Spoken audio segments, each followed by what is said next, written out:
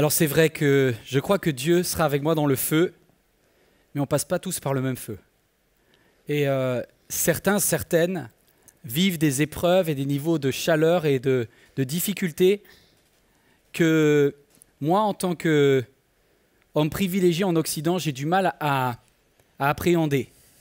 Ce qui, moi, me touche et que je considère comme un peu de chaleur ou de difficulté, c'est juste rien par rapport à l'histoire que Sarah Daniel, grand reporter en Irak, va nous rapporter, l'histoire d'une femme extraordinaire. Merci Sarah d'être là. Tu vas nous parler de Marie. Qui est Marie ? Alors Marie, c'est une Irakienne, une chrétienne syriaque qui a été l'esclave de Daesh pendant 2 ans. Et en fait, tous ces voyages, parce qu'elle a été ballottée en fait de propriétaire en propriétaire, ont dessiné un peu les contours de l'État de Daesh entre l'Irak, depuis Mossoul, leur capitale, jusqu'à Raqqa.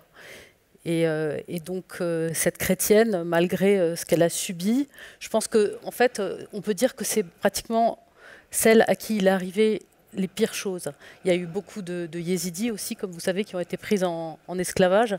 Mais elle, le niveau de ce qu'elle a subi, et en même temps, sa résilience aussi, et sa volonté de vivre et de s'en sortir et de continuer à pratiquer sa foi est quand même assez exceptionnelle. Et c'est pour ça que quand j'en ai entendu parler, j'avais vraiment envie de la connaître, de l'approcher et d'écrire un livre sur elle.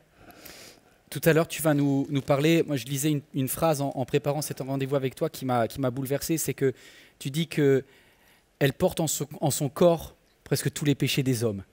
Et oui, c'est ça, parce que ça soit mon métier ou souvent les gens qu'on approche dans ces voyages, on a envie de savoir ce que c'est que le mal absolu. Je pense qu'une des justifications de mon métier, parce que on me demande souvent pourquoi reporter de guerre, pourquoi aller dans ces endroits, pourquoi accumuler finalement toutes ces expériences très dures, et je pense que c'est ça, on a envie de percevoir ce qu'est le mal absolu. Et je crois qu'avec en rencontrant Marie, j'ai vu voilà, comment s'incarnaient en effet tous les péchés des hommes dans son corps de femme. Et elle est restée, elle a gardé une foi, ça t'interpelle. Tu m'as dit, voilà, on ne se connaît pas beaucoup, mais tu as accepté de venir et tu m'as dit, ça pose le problème de pourquoi Dieu, quoi. Pourquoi Dieu permet ça et qu'est-ce qu'il en pense enfin, pour toute personne humaine et pour tout chrétien, pour toute personne qui croit en Dieu, c'est quand même la question. Et là, en effet, on voit, quand on a approché une personne comme ça, ça pose une foultitude de questions sur voilà, qu'est-ce que c'est, comment gérer, comment vivre avec le mal, comment le surpasser, comment conserver sa foi, comment voilà, qu'est-ce que c'est que Dieu et comment sauvegarder l'idée de Dieu après avoir vécu ça. Alors, on garde ça pendant quelques instants.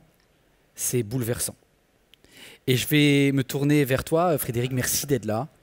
Tu as accepté de venir exprès, on t'a prévenu tard, mais voilà, ici à MLK, on est très heureux de te recevoir. Tu travailles pour Porte Ouverte. Explique-nous en quelques mots, qu'est-ce que c'est que Porte Ouverte ? Alors, Porte Ouverte, c'est une organisation qui s'occupe des chrétiens persécutés. Et vraiment, notre mission, on va dire, c'est de leur venir en aide. Ils sont très, très nombreux. Tout à l'heure, je pense qu'on parlera de chiffres. Mais on est une mission vraiment qui vient au secours de tous ces chrétiens qui, dans beaucoup de pays, on va le voir, sont persécutés simplement parce qu'ils ont choisi d'être chrétiens. Très souvent, c'est des personnes qui avaient déjà une religion, on verra, et puis qui décident à un moment donné, qui s'intéressent à autre chose et qui découvrent Dieu, le Dieu des chrétiens. Et le fait de changer de religion va leur occasionner beaucoup, beaucoup de persécutions. Alors je crois que vous avez sorti, vous Porte Ouverte, et on vous remercie. Vous faites un travail de veille extraordinaire. C'est disponible sur Internet également. Allez et procurez-vous l'index mondial des persécutions. C'est dur, mais il y a un moment, il faut voir les choses en face, la réalité en face. Frédéric, aujourd'hui, quels sont les pays dans lesquels la persécution est la plus forte ? Alors, cet index donc, est accompagné d'une carte, une grande carte, où on répertorie donc, les 50 pays les plus persécutés au monde. D'accord. Mais cette année, on va dire que ces 50 pays, ça ne suffit plus. On est maintenant sur 74 pays. Et donc, c'est 340 millions de chrétiens qui sont persécutés dans le monde. Et donc, pour ne citer que les premiers, on a la Corée du Nord, qui est première depuis 22 ans, depuis la création de cet index. On a l'Afghanistan, on a la Somalie, on a le Pakistan, on a l'Iran, on a tous ces pays qui vraiment sont des endroits très, très, très difficiles pour les chrétiens.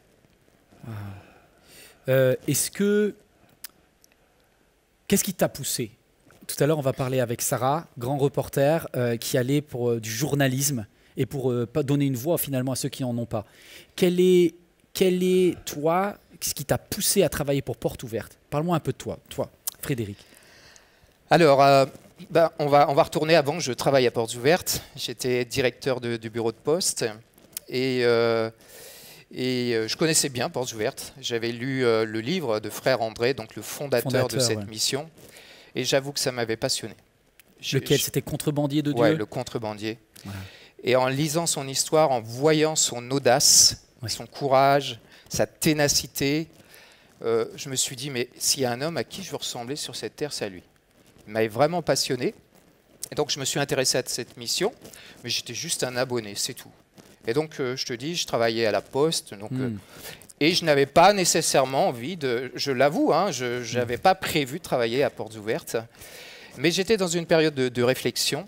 Je réfléchissais à toutes les années que j'avais déjà passées à la Poste et à mon avenir. Je venais de passer les 40 ans.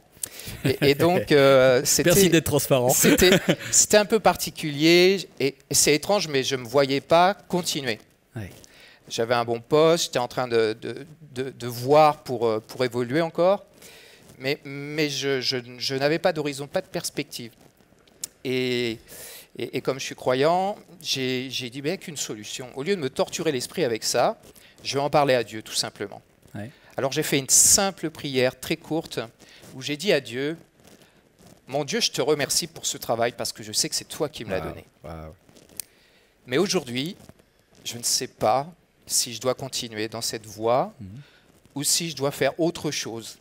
Peut-être que je peux plus te servir. J'étais très impliqué dans l'église, je m'occupais des jeunes depuis longtemps, je conduisais la louange, je prêchais, etc.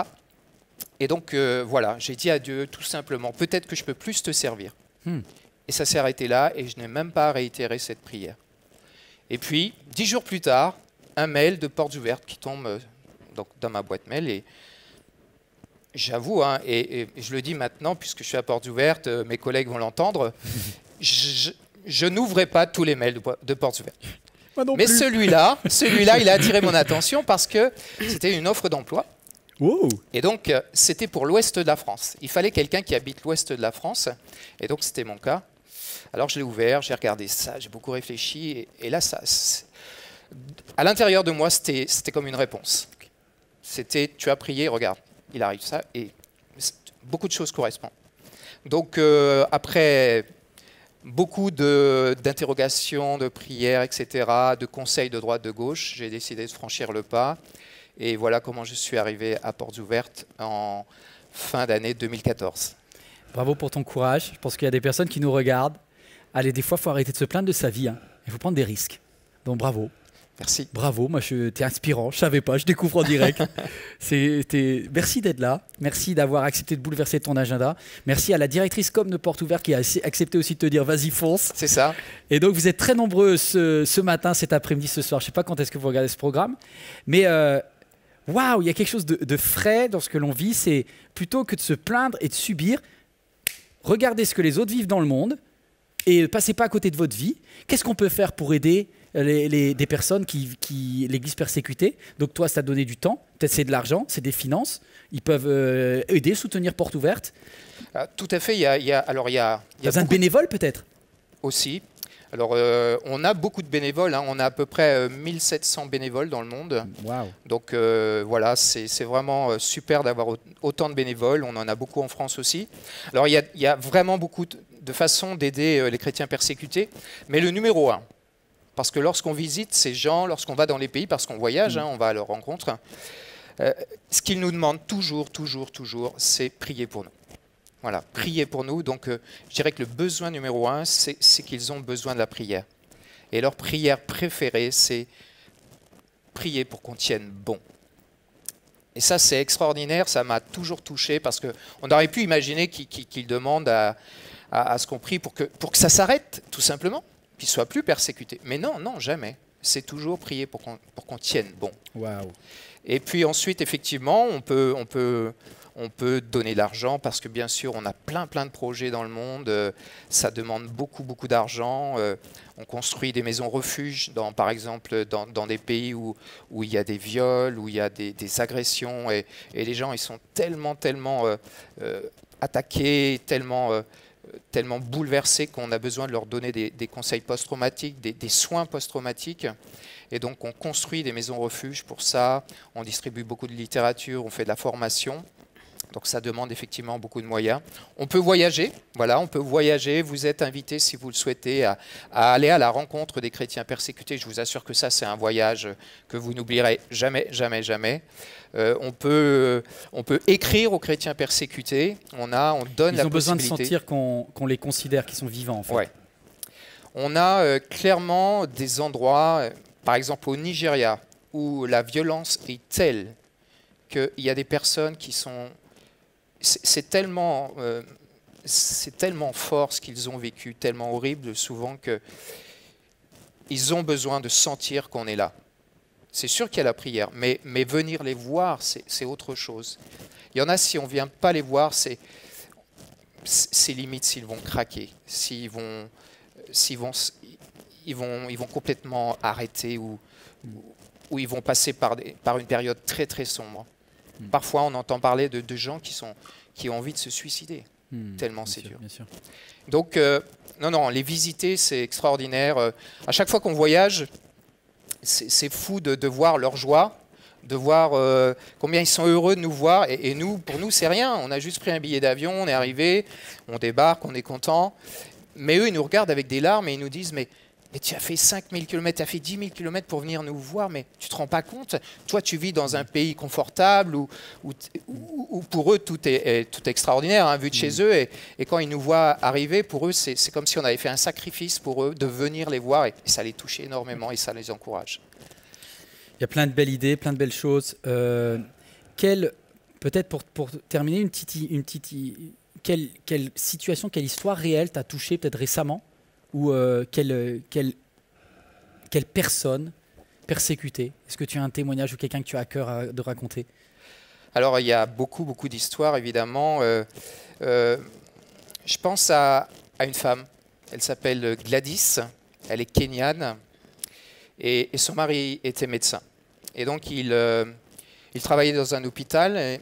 Et c'était vraiment aussi quelqu'un qui aimait beaucoup Dieu. Et lorsque il y avait des patients et qu'il préconisait des médicaments, souvent il leur disait aussi, mais tu sais, moi j'essaye de te guérir tes plaies, etc. Je te donne des médicaments pour cela, mais il y a un docteur beaucoup plus grand que moi, c'est Dieu. Et lui, il peut carrément guérir ton âme. Et lui, il n'a pas besoin de médicaments. Lui, il va pouvoir vraiment faire des choses extraordinaires dans ta vie.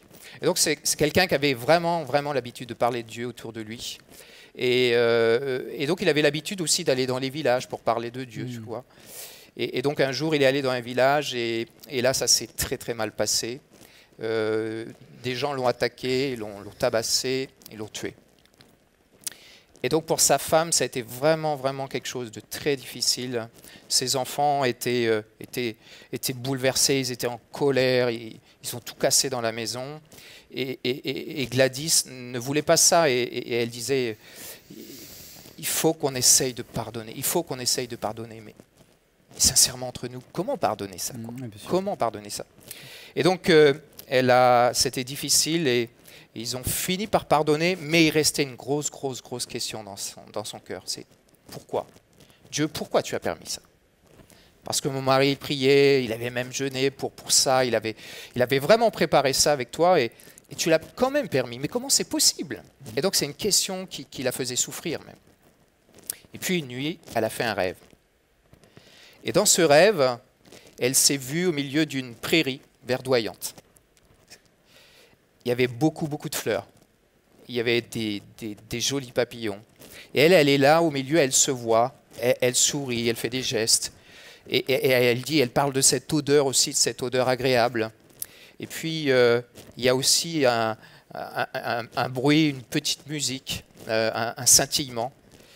Et à un moment donné, elle entend une voix très très très clairement qui lui dit « C'était ma volonté, je suis satisfait ». Elle s'est réveillée et elle a dit toute sa rancœur, toute sa rancune, toute sa peine avait complètement disparu. C'était fini, elle était guérie. Et elle a vraiment pardonné à ses agresseurs et aujourd'hui, elle dit si un jour je les rencontrerai, si je les rencontre, pardon, je leur dirai en face, j'aimais mon mari beaucoup plus que vous ne le croyez. Il me manque tous les jours, mais je vous pardonne pour ce que vous avez fait. Est-ce que ça demande une rencontre personnelle avec Dieu? Parce qu'en fait, il n'y a pas de réponse toute faite. Je crois que chacun a besoin d'avoir sa réponse avec Dieu. C'est la réponse de Dieu pour Gladys. Je pense que chacun a un chemin. On va être très humble en cet instant. On n'a pas de solution pour tous les pourquoi. Job, dans la Bible, n'avait pas toutes les réponses. Mais je crois non pas dans une réponse, mais dans la réponse personnifiée de Dieu, peut-être pour chacun. En tout cas, on va basculer sur toi, Sarah. Alors, Sarah, je ne crois pas que tu sois croyante, que tu n'es pas habituée dans une église comme celle-ci. Déjà, je te remercie, parce que tu visites partout et tu nous visites aussi. Donc, on se sent honoré. Qu'est-ce qui t'a poussé? Qu'est-ce qui est venu en toi, qui t'a donné la force de partir en Irak? Pourquoi tu es allé voir ce sujet des femmes esclaves de Daesh? Alors d'abord, je te reprends 2 minutes. Corrige-moi tout ce que tu veux. Non, mais c'est pas si simple que ça de dire. Enfin, c'est très dur de dire je ne suis pas croyante avec la foi du charbonnier, si tu me permets. mais voilà, non. Évidemment, je suis en admiration devant tous les mystères du monde et je sais pas, je m'interroge. J'ai pas d'opinion toute faite. Je cherche quoi. Tu travailles pour un grand journal, on peut le citer, le Nouvel Observateur, oui. Qui t'a envoyé, qui t'a missionné là-bas. Voilà. Et donc, je m'occupe souvent des zones de conflit. Et pour répondre honnêtement à ta question, c'est un peu le hasard, mais même si peut-être toi tu dirais qu'il n'y a pas de hasard, mais voilà. Non, soyons en fait, ouais, c'est le hasard. C'est que ça fait très longtemps que je m'occupe donc de l'Irak, et là, je devais partir couvrir la bataille de Mossoul, qui était donc la bataille de reprise du territoire de l'armée irakienne contre Daesh. Ouais. C'est en quelle année? C'était il y a 2-3 ans. Donc là, c'était en décembre 2016. D'accord. Et à ce moment-là, l'armée irakienne a essuyé un revers. Donc, ce qu'ils font en général, pour pas d'abord qu'on voit les revers et puis pour pas peut-être qu'aussi on soit en première ligne, c'est qu'ils coupent la ligne de front. Donc, les journalistes ne pouvaient pas accéder jusqu'à Mossoul et on a dû se replier un petit peu en arrière dans la plaine de Ninive. Et qu'est-ce qu'il y a là à ce moment-là, quelques kilomètres en arrière? Il y a Karakosh, qui est donc la grande ville des chrétiens de la plaine de Ninive. Moi, je me rappelle quand on avait vu à l'époque les images de Karakosh chrétienne et on voyait, c'était sur toutes les télés, TF1, France 2, BFM Télé, Karakosh va être prise. Et je me rappelle encore de cela. Voilà. Arrivée de l'État islamique, Daesh, et il disait, on ne sait pas si on part ou pas, à l'époque. Exactement. Donc ça, mais là, je te raconte comment comment je suis arrivée là. Plus tard, à la fin. Voilà, en fait, je suis arrivée au moment où Karakosh venait d'être libéré. D'accord. Et donc, c'était une scène incroyable où il y avait des crânes partout. Wow. Non, mais c'était juste, il y avait du vent et tu sais, ces barbes que les gens de Daesh avaient coupées pour s'enfuir étaient là qui roulaient dans le vent. Enfin, wow. C'était une atmosphère assez incroyable. Et là étaient restés pendant toute l'occupation quelques chrétiens et chrétiennes. Et notamment une vieille dame que j'ai rencontrée qui était incroyable, un personnage. C'est ça aussi qui est merveilleux dans ces... Ouais. Parce qu'on dit toujours, mais mon Dieu, c'est terrible, ce témoignage, comment lire ça, Mais dans ces moments-là, on rencontre des gens exceptionnels. Ouais. On rencontre des héros ou des saints, que tu les appelles comme tu veux, mais voilà, c'est ça. Et cette vieille dame, elle avait 93 ans, et elle nous a raconté, et elle nous a fait... J'étais avec, je crois, à ce moment-là, des associations chrétiennes qui les écoutaient. Et on a ri pendant 2 heures de son récit. Alors que cette vieille dame avait été... enfin, ils lui ont fait les pires vilainies, ils l'ont obligée à marcher sur sa croix, à abjurer sa foi, enfin, à faire tout un tas de choses. Mais elle avait un humour et une distance dans la manière dont elle racontait les choses qui ont fait que voilà, c'était une conteuse incroyable et elle nous racontait tout ça. Voilà. Et c'est elle qui, la première, a mentionné Marie en disant, voilà, moi il m'arrivait ça, mais il arrivait quelque chose de bien pire à cette femme parce qu'elle a été enlevée, elle a dû partir, et elle a dû... Voilà. Et c'est comme ça la première fois que j'ai entendu parler de Marie et que j'ai eu envie de la rencontrer. Alors Marie, je crois que j'ai jamais lu un titre comme ça dans une église, mais tu as intitulé l'histoire de Marie « La putain du califat ». Oui, parce que c'est une question qu'on m'a posée, notamment l'éditeur, et à juste titre, c'est que en fait, c'est très violent et c'est très violent volontairement. Et non seulement c'est violent, mais le but était de choquer, parce que c'est pas une esclave. Et quand on dit oh, je suis ton esclave, en plus c'est rentré dans le langage courant, ça m'agaçait que ça soit un terme presque galvaudé. Non, ce qu'a fait l'État islamique, ce qu'a fait Daesh, et en plus eux, au nom d'une religion dont ils ont dévoyé le sens, c'est de faire de cette femme leur prostituée, leur objet de plaisir sexuel. Et je pensais que c'était très important de le dire. Et d'autant qu'en plus, quand j'ai fini par rencontrer Marie, elle a voulu que je note tout, que je note toutes les exactions, que je note... quand on raconte souvent les histoires de viol ou de violence faites aux femmes, quand c'est les femmes qui en parlent à la première personne, c'est normal, elles édulcorent le témoignage, on passe sur des... Mais elle voulait vraiment... pas les détails, en fait. Oui, elle se voilà, cache. mais elle voulait qu'on dise la chose, qu'on dise le traumatisme et qu'on dise le crime, le péché. Voilà, et c'était important, et c'est comme un récit... si vous voulez, je ne sais pas si on pense aux saintes dont on a raconté un peu toutes les manières dont elles triomphent des épreuves. Et ben elle, voilà, l'idée c'était de raconter tout ce qu'elle a vaincu finalement et comment elle a voulu vivre et comment, d'une manière incroyable, parce qu'elle leur envoyait parfois leur propre loi, parce que les gens de l'État islamique avaient un code de l'esclavage très très précis. Et donc, quand ils allaient trop loin, quand elle les renvoyait à leur propre code, ou elle exigeait de passer devant un juge, voilà, elle s'est jamais résignée. C'est ça qui est fou dans ces 2 ans de récit. Elle n'a pas sombré dans la folie. Elle n'a pas sombré dans la folie. Elle a continué à croire en son Dieu à qui elle parlait sans arrêt. Voilà, dans son cœur, dans sa tête. Et comme elle était très cultivée, elle a très vite appris les prières qu'on l'a obligée à prononcer. Elle avait même un arabe assez érudit, un arabe coranique, quand elle devait faire les prières qui étaient érudits, parfois même plus, je raconte, c'est assez amusant, que ses propres geôliers. Mais malgré tout, elle a renoncé à rien. Et ça, c'est aussi, c'est souvent quelque chose qu'on entend dans ces témoignages. C'est, voilà, je reviens sur la vieille dame, elle m'a dit, bon, à un moment, ils m'ont demandé d'abjurer ma foi, mais j'avais un double dialogue. Je parlais à Jésus et je lui disais, tu vois bien ce qui m'oblige à faire, mais ne crois pas que c'est vrai. Enfin, voilà, elle avait voilà, plusieurs lignes de langage avec, et elle a continué à persévérer dans sa foi. Donc c'est une leçon de vie incroyable en fait. Alors cette vieille dame te raconte comment les Daesh est arrivé. Elle a quel âge, Marie, quand elle est violée pour la première fois en fait? Donc elle perd sa virginité par un viol d'un juge islamique à qui on D'un juge islamique. Oui. Ah, à qui on l'a donné et où elle doit avoir 38 ans. D'accord. Donc elle est déjà dans sa tête ancrée, solide. C'est pas une gamine non plus. C'est quelqu'un qui a pensé sa foi en fait. Oui, bien sûr. Elle a pensé sa foi. Il n'empêche qu'elle dit ce jour-là, ça a été le jour de ma mort. De ma mort. Okay. En plus, voilà, de perdre sa virginité de cette manière-là, j'imagine. Dis-nous en quelques mots ce qu'elle a vécu pour qu'on puisse juste réaliser, avec toute la pudeur qui est tienne. Ça veut dire quoi être persécuté quand on s'appelle Marie, qu'on est en...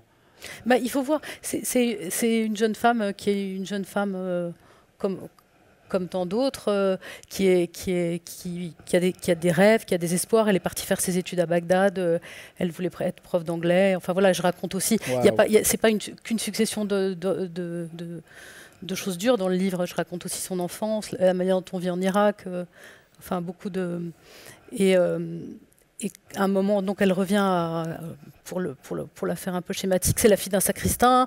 À un moment, elle revient à Karakoche et bizarrement, sa sœur, qui vient d'acheter une maison, qui l'a bien décorée, ne veut pas quitter la maison tout de suite. Et en Irak, comme il y a souvent des guerres où on prend et on reprend des territoires, on est souvent amené à partir et à tout laisser, et puis à revenir quelque temps après quand la bataille s'est calmée.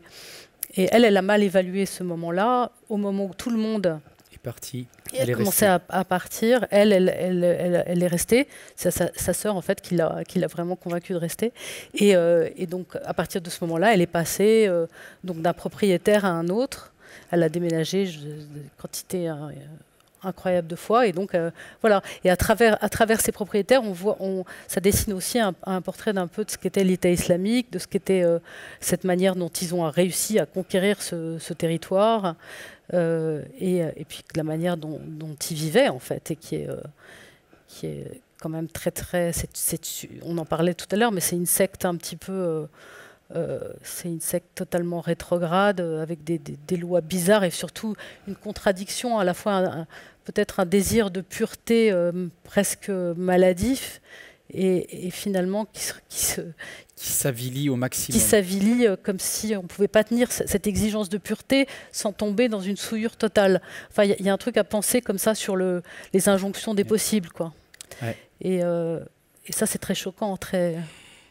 Et Marie, est-ce qu'il y a un moment où elle dit j'arrête d'être chrétienne, elle reste chrétienne tout du long? Non. Et puis en plus, de fait, ils ont voulu ils l'ont convertie de force, mais ça, ils l'ont convertie de force. Donc, mais bien sûr que non, elle a jamais, jamais abjuré sa foi à l'intérieur d'elle-même, quoi. Non, jamais. Wow. Elle priait, non, ça c'est resté vraiment constant. Alors il y a une fois où peut-être qu'elle a pensé mourir, même si elle ne sait pas le dire encore aujourd'hui.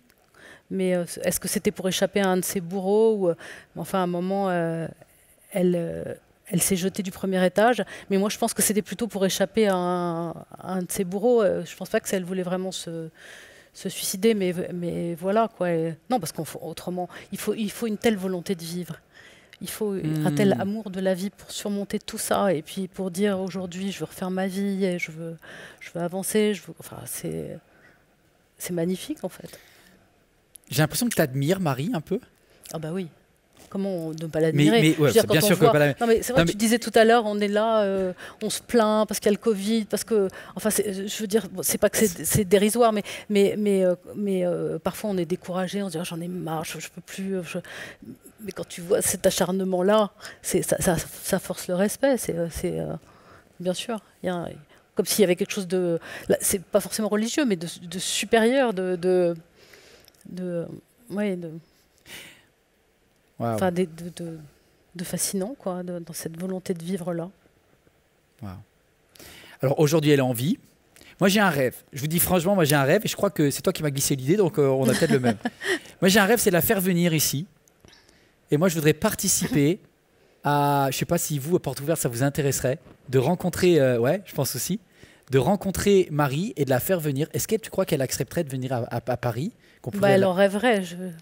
Je pense qu'on va le faire. C'est quelque chose qu'elle aimerait beaucoup. Ouais. Et soyons fous. Moi, je vais vous proposer quelque chose. Si c'est quelque chose qui vous touche, on parlait. Il y a un moment, il ne faut pas rester toujours devant des écrans, et dire oh, il se passe ça ailleurs. Qu'est-ce qu'on peut faire? Faisons quelque chose. Est-ce que ça vous motiverait de faire venir Marie ici et qu'on puisse. Là, c'est toi et c'est génial. Mais j'imagine un 4e siège. Je ne sais pas dans combien de temps c'est possible. Est-ce que vous voulez nous aider? Ça va s'afficher sur votre écran, un bandeau. Si vous avez envie de nous aider à faire ce projet, tout à l'heure tu as parlé, Frédéric, d'un voyage pour aller voir les gens. Et si on permettait à Marie de venir nous voir et lui poser des questions, je vous donne rendez-vous, venez, on va organiser sa venue, nous dans MLK Grand Paris dans quelques temps. On va préparer l'auditorium et puis vous serez peut-être présents. Alors aidez-nous peut-être à financer ce voyage, c'est quelque chose moi qui m'intéresse 100%.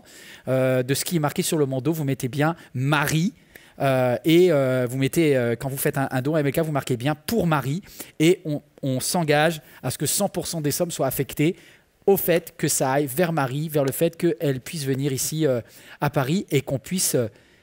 moi j'ai envie de célébrer Dieu avec elle. Je la trouve extraordinaire. Je ne la connais pas assez, mais tu m'as donné à fond envie de la rencontrer. Je ne sais pas pour vous, mais si vous avez envie de poser des questions à Marie, rendez-vous dans quelques temps. Merci pour elle. C'est vrai? Tu penses que c'est une bonne idée? Faisons-le. Faisons-le. Ne parlons pas, faisons. Vive l'action. J'ai une question. Quand je t'ai eu au téléphone, on ne se connaît pas du tout, en fait. C'était il y a 2 jours.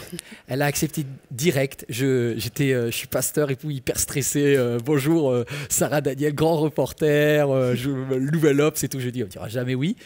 Puis j'ai tenté. Et tu as dit oui et tu m'as dit, j'aurais peut-être des questions à te poser.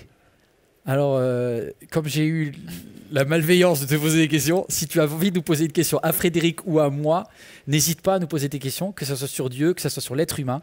On peut y aller. Est-ce que Frédéric, toi, tu aurais une question pour Sarah? Oh oui, c'est possible.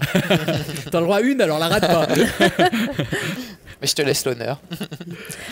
Pour les questions que je voulais te poser, non, je me demandais juste, voilà, si notamment sur les chrétiens d'Orient, puisque ça c'est ce qui m'a occupé là longtemps, tu avais l'impression qu'il y avait encore quelque chose à faire en fait, parce que moi j'ai vu une grande disparition de leur présence, notamment en Irak. Enfin, ils étaient 1,5 million, ils sont plus de 400 000, il y a des villes qui sont vidées complètement de leurs chrétiens.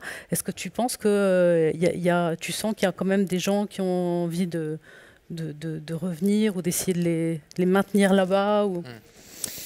Alors, tu sais que beaucoup s'étaient réfugiés à Erbil et au Kurdistan. Et donc, je suis allé aussi en 2016. Et effectivement, il y en a beaucoup qui sont revenus. Mais actuellement, il y a un regain d'insécurité.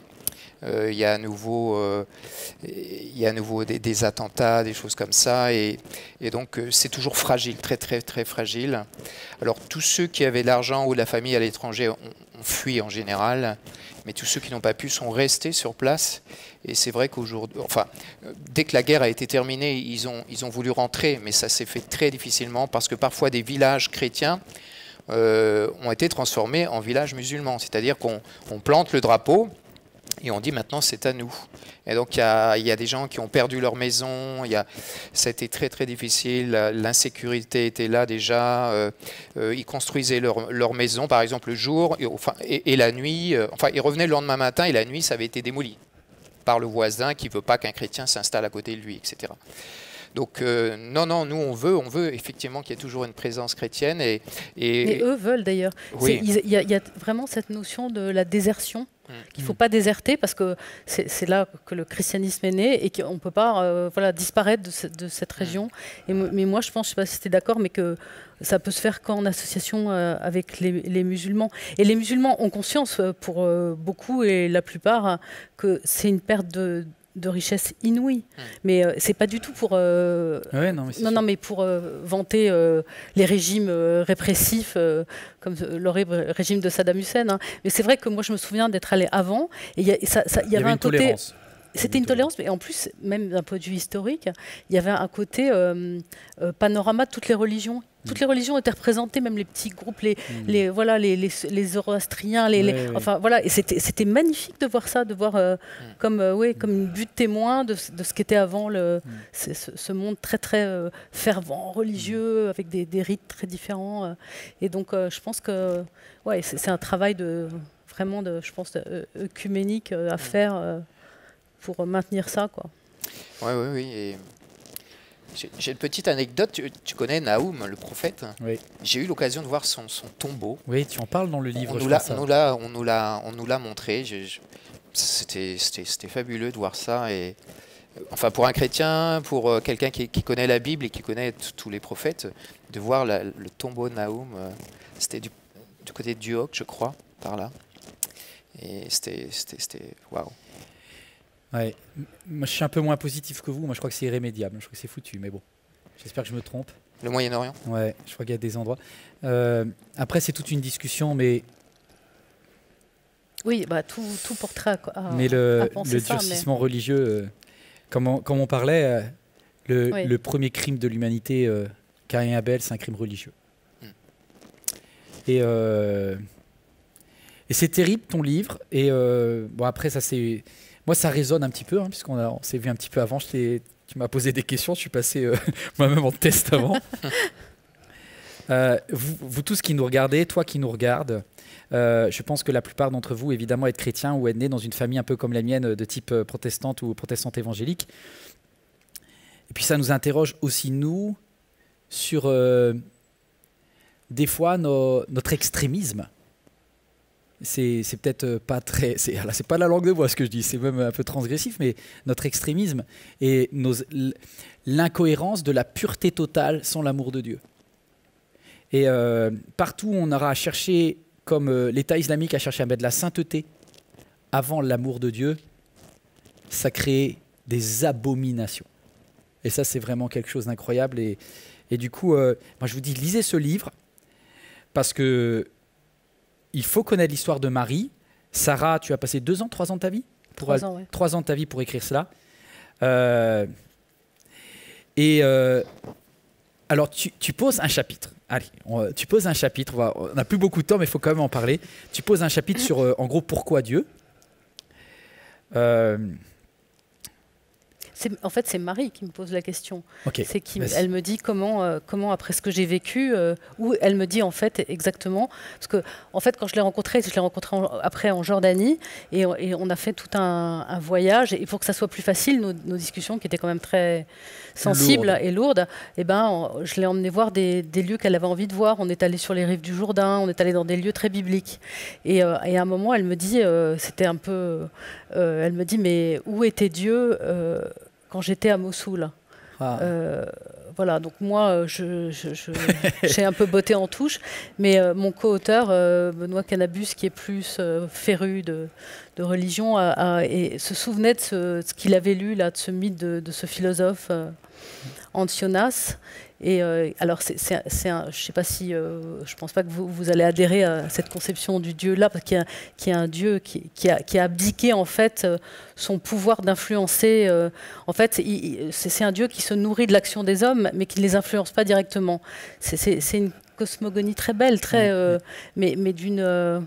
Et donc, en fait, voilà, c'est ce qu'on dit. Dieu était à côté. Où était Dieu à ce moment-là? Dieu était avec elle à Mossoul quand elle était possédée par ses propriétaires. Il était dans les chambres à gaz à Auschwitz quand les enfants brûlaient. Voilà, ça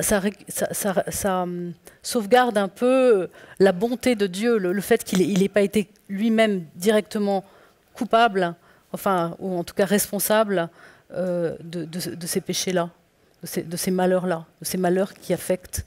Tu disais, la Kenyane disait, Dieu m'a dit, je suis satisfait. Mais comment on peut croire que Dieu va se satisfaire du meurtre de quelqu'un qui a été un de ses, qui a tout sacrifié pour lui? Je pense que c'est dans le fait que cet homme est au ciel maintenant. Cet homme est auprès de Dieu. Donc c'est complètement différent. Si cet homme, effectivement, mourait pour rien, pour le néant, on va dire. Okay, mais là, il y a l'espérance derrière, il y a le ciel, le paradis. Et donc, c'est pour ça que Gladys, en fait, ça l'a aussi apaisée, parce qu'elle sait qu'il est auprès de Dieu, en fait. Oui, je comprends ça, même si...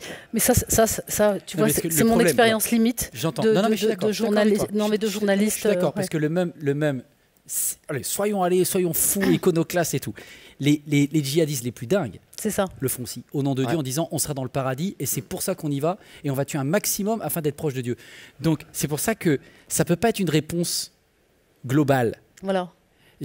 J'entends la réponse de Gladys, c'est pour ça que j'ai réagi en disant c'est ce que Dieu a dit à Gladys. Oui. C'est valable pour Gladys, avec le cœur de Gladys, avec l'histoire de Gladys, avec les pleurs de Gladys, avec Dieu qui a créé Gladys depuis le début, qui connaît son parcours de vie et qui dit que ce mot satisfait, qui moi me satisfait absolument pas, peut satisfaire Gladys si jamais la traduction est bonne à partir de l'anglais en plus. Et si c'est... En fait, moi je crois, alors là on est à cœur ouvert, moi je crois que quand Jésus est parti, après avoir vécu l'innommable à la croix. Il a dit, il est préférable pour vous que je m'en aille. Déjà, on a un peu du mal à comprendre pourquoi il n'est pas resté. Il dit, parce que je vous enverrai le consolateur, l'Esprit de Dieu. Alors après, là on arrive, on y croit ou pas. Et pour moi, ce qui fait, mais alors là franchement, qui je suis moi pour parler, donc je vais mettre beaucoup de guillemets, mais de moi, de ce que je comprends pour Marie, c'est que Marie effectivement n'est pas seule. Ce que toi tu appelles Dieu en enfer, il y a Corrie ten Boom lorsqu'elle est sortie c'est Ravensbrück je crois, elle dit Dieu était en enfer, donc c'est vraiment ça, et elle parle de la notion de Saint-Esprit. C'est-à-dire que c'est pas Dieu homme, il y a une présence qui était avec moi, c'est ce qu'on a entendu dans le chant tout à l'heure, il était avec moi dans le feu.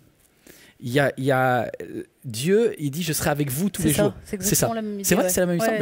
Voilà. Il y a une présence que peut-être parce que quelqu'un qui nous voit là, qui n'est pas passé en Irak, qui n'a jamais été torturé, mais qui est à la 6e opération d'un cancer, etc., qui est en récidive, qui est en train de hurler, il se dit Dieu pourquoi? Enfin, je veux dire, il y a. Oui, on se dit ça tout le temps. Enfin. Le feu, on y passe tous un jour, pas de la même intensité, mais on y passe. Et il y a quelqu'un qui s'appelle le Saint-Esprit, qui est le paraclète en grec, qui est là. Après, moi, c'est ce que je crois. J'ai pas du tout vécu la même souffrance. J'ai vu des personnes, mais j'ai vu des maris dans ma vie, des hommes ou des femmes qui avaient une paix dans la plus grande angoisse, une joie dans les moments les plus terribles, et qui sont pour moi, humainement en déconnexion avec ce qu'ils vivent. C'est comme s'ils sont... Il y a une séparation esprit et corps. Il y a un truc qui se passe. Je crois d'ailleurs que certains spécialistes le disent, que notamment dans les cas de viol les plus violents, etc., il peut y avoir une dissociation.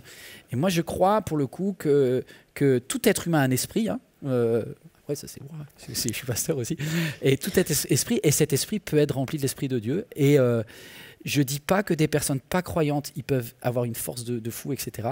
Mais je crois qu'en plus, il y a, pour Marie, voilà, j'ai envie de la rencontrer. Je lui poser la question.